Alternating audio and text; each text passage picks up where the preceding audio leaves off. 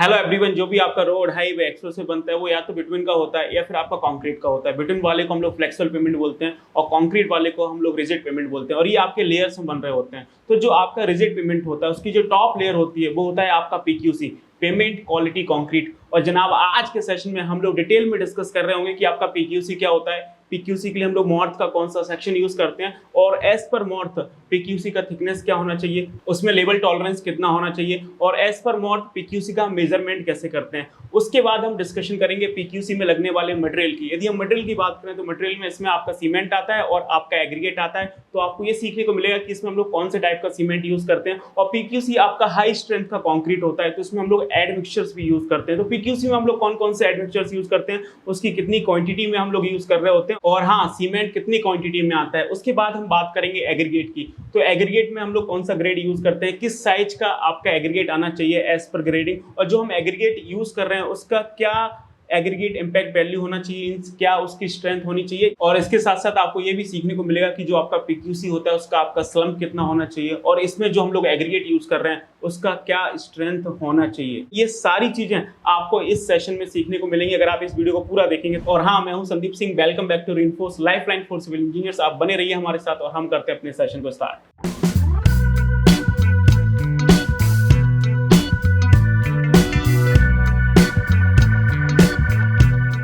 तो आप सभी को पता है जो आपके रिजिड पेमेंट होते हैं वो आपके लेयर्स में बनते हैं। तो सबसे पहले आपका लेयर आता है सबग्रेड का, उसके बाद आपकी लेयर आती है जीएसवी की, उसके बाद हम लोग प्रोवाइड करते हैं डीएलसी यानी ड्राई लीन कंक्रीट। उसके बाद आपको देखने को मिलता है आपका पीक्यूसी। पीक्यूसी को हम लोग बोलते हैं आपका पेमेंट क्वालिटी कंक्रीट। तो अब मुद्दे की बात यह है कि आपका पीक्यूसी होता क्या है। तो इसको सिंपल भाषा में आप ऐसे समझ सकते हैं कि जो आपका पीक्यूसी है वो आपका हाई ग्रेड का, हाई स्ट्रेंथ का डिजाइन मिक्स कंक्रीट होता है, जिसमें हम लोग M30, M35, M40 इस लेवल का कंक्रीट यूज कर रहे होते हैं। यदि हम लोग इसकी बात करें कि इसमें मॉर्थ का कौन सा सेक्शन यूज होता है, तो इसके लिए हम लोग मॉर्थ का सेक्शन 600 यूज करते हैं। यदि इसकी हम लोग थिकनेस की बात करें तो जो आपका पीक्यूसी है उसकी जो थिकनेस होगी वो आप देखेंगे 150 से लेके आपका 300 mm तक हो सकती है। कई बार एज पर डिजाइन इससे ज्यादा आपको देखने को मिल सकती है। और जो आपका लेवल टॉलरेंस होता है वो आपका level tolerance plus minus 5 mm होगा। यदि हम इसके मेजरमेंट की बात करें तो इसको हम लोग एज पर मॉर्थ इसका जो आइटम बनता है वो आपका मीटर क्यूब बन रहा होता है। नेक्स्ट इसमें हम लोग मटेरियल की बात करें तो मटेरियल में आप देखेंगे दो ही मेन चीजें हैं, क्योंकि आपका जो कंक्रीट होता है उसमें आपका सीमेंट होता है और आपका एग्रीगेट होता है, यानी फाइन और कोर्स दोनों।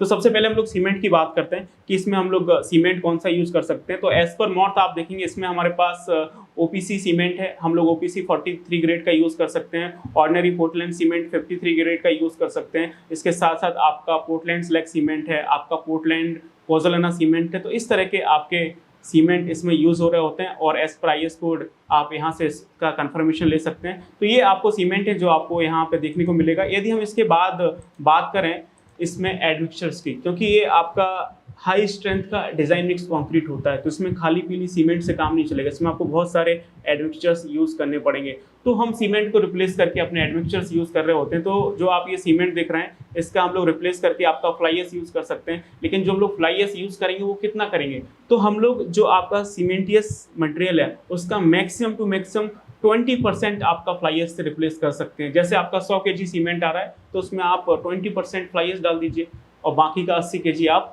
सीमेंट यूज कर लीजिए। ये मैक्सिमम क्राइटेरिया। तो आप यहाँ पे देख सकते हैं fly ash up to 20% by weight of cementitious material may be used in OPC cement 43 and 53 grade, और the fly ash shall conform to this one IS code.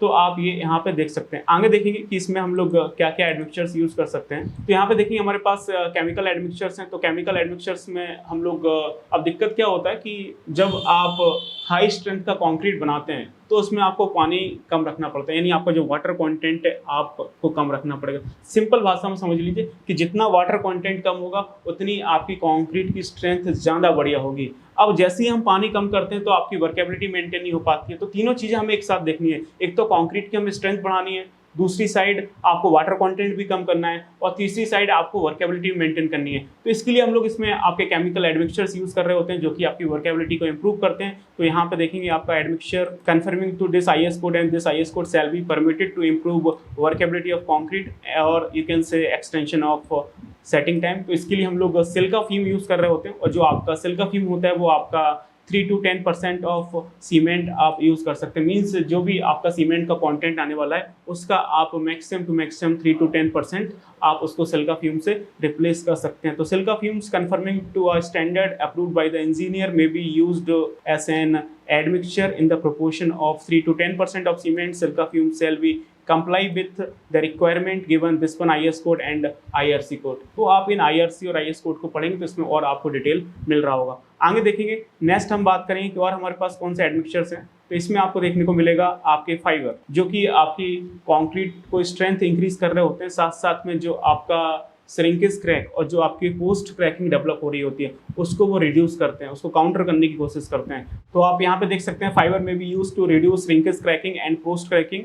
The fibres may be steel fibre as per IRC SP 46 और polymeric synthetic fibre within the following range of specifications. Means fibre के नाम पे हमारे पास दो चीज़ें हैं, या तो आप पॉलीमेरिक सिंथेटिक फाइबर यूज़ कर लें या फिर आप स्टील के फाइबर यूज़ कर सकते हैं एज पर IRC SP 46। और इसका मेन काम क्या है कि जो आपकी श्रिंकेज क्रैक्स डेवलप हो रहे हैं और जो आपकी पोस्ट क्रैकिंग डेवलप होगी उसको वो आपका रोक के रखेंगे। यदि हम लोग फाइबर के डायमीटर की बात करें तो उसका जो इफेक्टिव डायमीटर है वो आपका 10 माइक्रोन से लेकर 100 माइक्रोन तक का हो सकता है। उसकी जो लेंथ है वो आपकी 6 से 48 मिलीमीटर हो सकता है। यदि उसकी स्पेसिफिक ग्रेविटी की बात की जाए तो वो आपको मोर देन 1 होगा। और अगर हम इसकी डोजेस की बात करें कि जो आपका फाइबर उसको आपको कितनी क्वान्टिटी में यूज़ करना है, तो that is your 0.6 to 2 kg per metre cube, और यू कैन से 0.2 to 0.6% by weight of cement in mix uses will be regulated as per this IRC code। और इसके वाटर ऑब्जर्प्शन की बात करें तो that is less than 0.45%। और बाकी चीज़ें आपको यहाँ पे दे रखी है। Melting point of the fibre shall not be less than 160 degree Celsius। Aspect ratio generally varies from 200 to 2000 and these synthetic fiber will have good alkali and UV light resistance। तो ये सारी चीज़ें जो आपको यहाँ पे देखने को पड़ेंगी। अब इसमें मोटा मोटा बस आप इतना याद रख लीजिए कि जो आपका फाइबर होता है वो आपका सिंथेटिक फाइबर होगा या फिर आपका स्टील का फाइबर होगा, और इसका जो डायमीटर है वो 10 माइक्रोन से 100 माइक्रोन है, इसकी जो लेंथ है वो इतनी, और इसकी इतनी डोजेस है, बस इतना काफ़ी, बाकी ज़्यादा ताम झाम में नहीं पड़ना है। अगर हम फाइबर यूज़ कर रहे हैं तो when fibre are used the mix shall be design that the slump of concrete at paving site is 25 ± 15 m। तो ये चीज़ मैन आपको ध्यान रखनी है एग्जीक्यूशन के समय। यदि हम लोग PQC में फाइबर डाल रहे हैं तो उस समय जो आपका स्लम्प है साइड पे 25 ± 15 m का टॉलरेंस है, इतना आपका होना चाहिए। नेक्स्ट हम बात करेंगे अपने मेन मटेरियल की, दैट इज़ योर एग्रीगेट। और एग्रीगेट की बात करने से पहले मैं आपको बता दूं कि यदि आप इसी तरह से highways, expressway, bridges, metro, buildings और आपके जो वाटर टैंक के प्रोजेक्ट्स हैं और जो आपकी प्री इंजीनियरिंग बिल्डिंग के प्रोजेक्ट्स होते हैं यानी स्टील स्ट्रक्चर के प्रोजेक्ट्स होते हैं उसके बारे में आप डिटेल में सीखना चाहते हैं तो रीइंफोर्स आपके लिए लेके आ गया है CPL 6.0 यानी कंस्ट्रक्शन प्रोजेक्ट लेवल 6.0, जो कि रीइंफोर्स का all in one premium pre recorded future add on programme है, जिसमें आपको 45 कोर्स मिलेंगे लाइफ टाइम वैलिडिटी और रेगुलर डाउट सेशन के साथ। और आने वाले समय में रीइंफोर्स जो भी कोर्स बनाएगा वो उसमें ऑटोमेटिकली ऐड हो जाएंगे। और इसका जो एक्चुअल प्राइस है वो है आपका 17,500 रुपये, लेकिन अभी हम लोग आपको इंडिपेंडेंट डे के ऑफर में इसको प्रोवाइड कर रहे हैं मात्र 6,999 रुपये में। अभी आपको मिलेगा कैसे, इसके लिए आपको डाउनलोड करना है हमारा एप्लीकेशन रीइंफोर्स, जो कि आपको गूगल प्ले स्टोर पर मिल जाएगा, अदरवाइज आपको डिस्क्रिप्शन में लिंक मिल जाएगा, आप वहाँ पर जाकर डाउनलोड कर सकते हैं। अदरवाइज आप नीचे दिए हुए नंबर पर कॉल करके इंक्वायरी भी कर सकते हैं। और जैसे ही आप एप्लीकेशन डाउनलोड करेंगे तो आपको फ्रंट में दिखाई देगा CPL 6.0, वहाँ पे आपको यूज करना है कूपन कोड freedom78, तो आपको 17,500 कोर्स मिल जाएगा मात्र 6,999 रुपये में। और ये मात्र आपके अर्ली 101 सिविल इंजीनियर्स के लिए है और ये आपका ऑफर कभी भी समाप्त हो सकता है। तो आप एक बार एप्लीकेशन पे जाइए, उसको डाउनलोड करिए और वहाँ पे चेक करिए CPL 6.0 हम उसमें आपको क्या क्वालिटी कंटेंट प्रोवाइड कर रहे हैं। उसके कंटेंट में जाएंगे तो आपको सारे कोर्सेज आ जाएंगे और हर कोर्स में आपको 2-2, 3-3 फ्री वीडियो मिल जाएंगे। उसको देख के आप हमारी क्वालिटी को जज कर सकते हैं। और आप लोग क्या क्वालिटी को जज करेंगे, आपको हम लोग यूट्यूब पे इतना सारा कंटेंट प्रोवाइड करते हैं तो आपको पता है कि हम लोग किस लेवल की क्वालिटी देते हैं। तो वहाँ पे जितने भी कोर्सेज हैं वो सारे कोर्सेज आपको साइट की वीडियोस के साथ, एनिमेशन के साथ, ड्राइंग के साथ आपको डिटेल में देखने को मिल रहे होंगे IRC और IS कोड के रेफरेंस के साथ। तो आप लोग जाइए एक बार देखिए एप्लीकेशन में कि इस CPL 6.0 में आपको क्या मिलने जा रहा है। नेक्स्ट हम बात करेंगे अपने मेन मटेरियल एग्रीगेट के बारे में, क्योंकि वही है जो कि सारा का सारा लोड बियर कर रहा होता है, बाकी सीमेंट तो उसको बांध के रखता है। अब जो आपका एग्रीगेट है वो किस क्वालिटी का होना चाहिए, तो उसके लिए हम लोग करते हैं आपका लॉस एंजलिस अब्रेशन टेस्ट, जिसकी वैल्यू आपकी 35% से ज़्यादा नहीं होनी चाहिए। अगर हम इसकी ग्रेडिंग की बात करें तो आप यहाँ पे देख सकते हैं इसमें आपका सिंगल ग्रेड होता है जिसमें हम लोग 75 माइक्रोन से लेके 31.5 m तक सभी साइजेस का एग्रीगेट यूज़ कर रहे होते हैं। तो आप देखेंगे यहाँ पे 31.5 से आपका 100 m का पासिंग है। मीन्स अगर आप इस सीप के ऊपर आप मटेरियल डालेंगे तो सारा का सारा पास हो जाएगा। उसके बाद आप देखेंगे 26.5 m का सीप है जिससे आपका 85 से 95% का पासिंग है। उसके बाद आपका 19 mm का सीव आता है, उससे 68 से 88% का पासिंग है। तो ये आपके सारे सीव दे रखे हैं और इससे हम लोग मटेरियल पास करके देखेंगे। उसके बाद हमें पता चलेगा कि किस सीव पे कितना परसेंटेज ऑफ मटेरियल पास हो रहा है और कितना रिटेन हो रहा है। और एट द एंड आपका 75 माइक्रोन का सीव है, उससे 5% से ज़्यादा मटेरियल पास नहीं होना चाहिए। तो उसके अकॉर्डिंग हम लोग अपना एग्रीगेट का ग्रेडिंग कर रहे होते हैं। नेक्स्ट हम बात करेंगे सीमेंट कंटेंट के बारे में कि जो आपका सीमेंट कंटेंट है वो आपका कितना होना चाहिए। अगर हम सीमेंट कंटेंट की बात करें तो आप मोटा मोटा समझ लीजिए कि एज पर नॉर्थ इसमें हमें 360 kg per metre cube cement डालना होता है। कम से कम आपको 1 मीटर क्यूब में 360 kg डालना है। बाकी डिजाइन के हिसाब से थोड़ा बहुत ऊपर नीचे हो सकता है, लेकिन ये आपकी मॉर्थ की रिकमेंडेशंस है।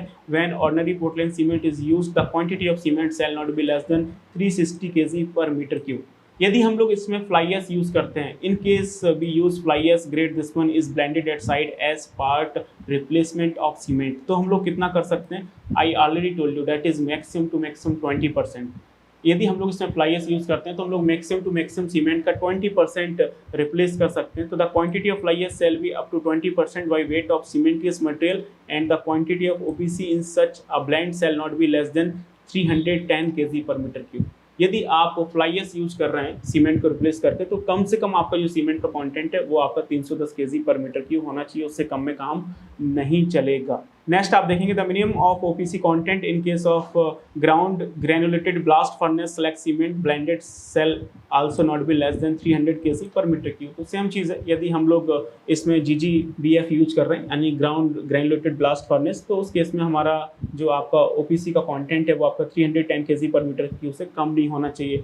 If this minimum cement content is not sufficient to produce concrete of the specified strength, it shall be increased as necessary by the contractor at his own cost। यदि जो आपने डिज़ाइन किया है उससे आपकी स्ट्रेंथ अचीव नहीं हो रही है तो कॉन्ट्रैक्टर को अपने बिहाफ पे चीज़ें करनी पड़ेंगी। आगे चलते हैं, नेक्स्ट हम बात करेंगे सेपरेशन मेम्ब्रेन्स की, और सेपरेशन मेम्ब्रेन्स की हम बात करेंगे नेक्स्ट सेशन में। तो आप लोग मुझे कमेंट करके बताइए कि हम लोग इस टॉपिक को डिटेल में डिस्कस करें या फिर नहीं करें, या फिर आप लोग अपने हिसाब से समझ लीजिएगा। और बाकी आपको ये वीडियो अच्छा लगा तो आप इसे लाइक करिए, अपने फ्रेंड्स के साथ शेयर करिए, और बाकी मिलते हैं नेक्स्ट सेशन में। Till then keep learning and keep exploring. Thank you so much.